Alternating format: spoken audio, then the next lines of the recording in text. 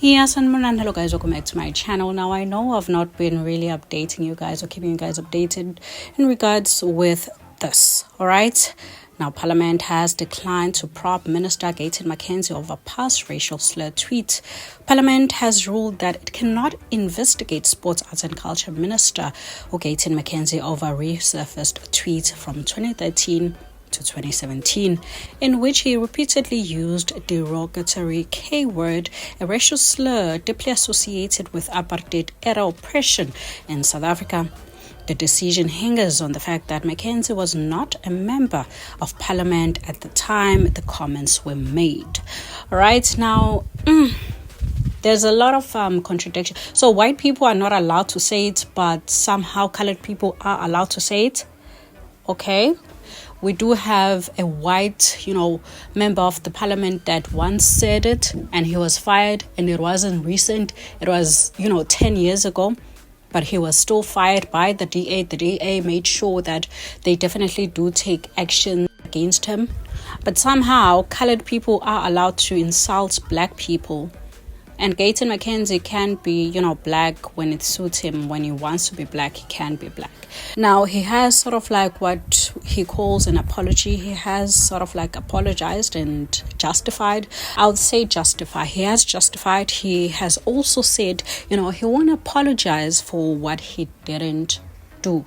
Okay, Gayton McKenzie is the same, person, a minister that has came forward and actually, I think Gayton McKenzie talks too much for a minister.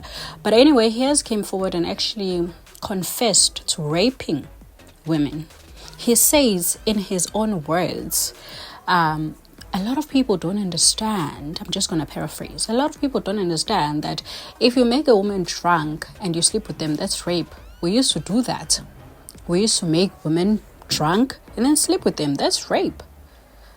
But then he goes to say, when I was a gangster, actions should be taken against Gayton McKenzie. First of all, he should be removed as, the minister.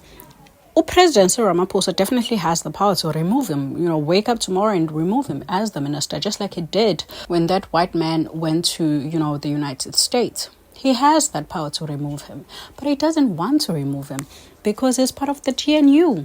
And, one thing about them, they're going to protect each other in that small relationship that they have, because they know, the ANC is losing power very, very quickly. A lot of people have lost confidence. It was better maybe 5 years ago when, people lost confidence. But now the corruption is clear. It's all out in the open. It's like an open secret now.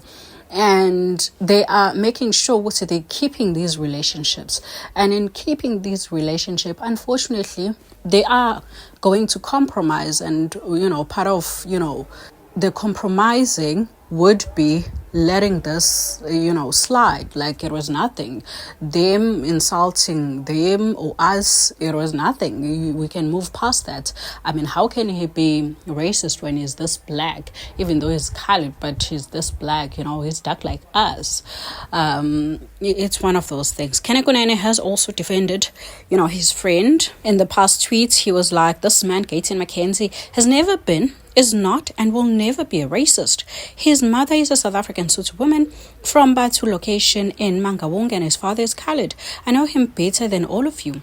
Even in prison, he brought a team together for expose made of, black, white, Indian, colored inmate. Your campaigns on irrelevant Yengeni and cronies will never succeed. We see you.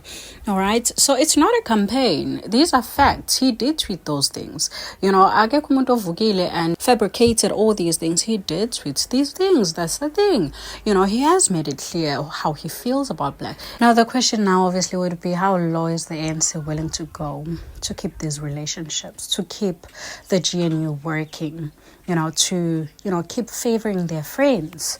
The deputy president was recently cleared by the ANC on the corruption, investigation or allegations.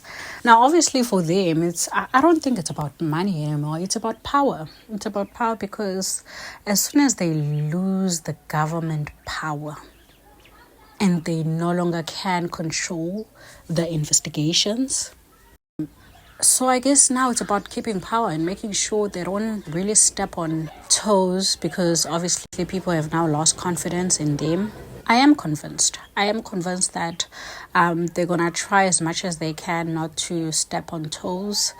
Maybe they had an agreement with the PA that will never betray each other, and they are sticking to that, because how can they let this slide, especially after crucifying the other parliament member who happens to be white for the same utterances, same sort of like timeline, because it was also ages ago. You know, if they're going to say, no, he wasn't member of the parliament at that time, that's why we're letting this go and we're not going to investigate, then why was the same grace not afforded to the other guy who happens to be white? The South African Human Rights Commission was supposed to investigate this matter and lay legal action against Gayton McKenzie. A lot was supposed to be done by the government, but I guess they refused to take actions against Gayton McKenzie. Do let me know, guys, what you think in the comments section down below.